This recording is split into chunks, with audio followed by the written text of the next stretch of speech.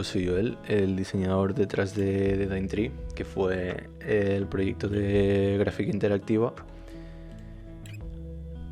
Bueno, pues este es uno de los soportes que se pidieron, en este caso en la página web.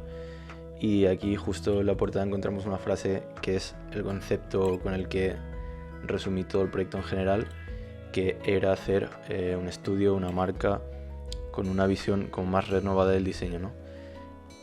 Pues aquí encontramos lo que sería la home de la página web, que engloba los diferentes apartados. Aquí vemos pues lo que sería el about y aquí el apartado de los trabajos.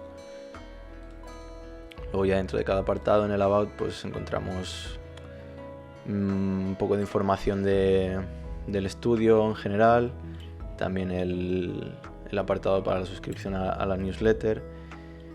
Luego en el apartado de Works encontramos los trabajos que yo decidí que estuvieran en este proyecto.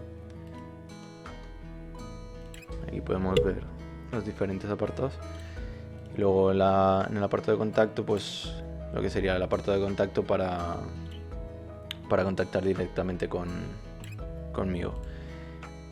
Otro de los elementos que se pedían era la publicación digital, que como podéis ver estéticamente y visualmente tiene la misma estética que la página web.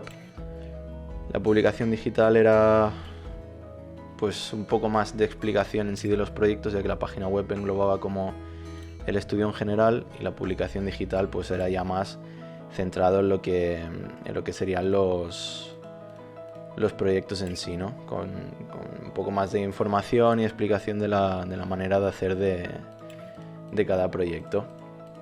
Aquí podemos ver pues, un poco de todo. Luego ya por último pues la realización del vídeo promocional,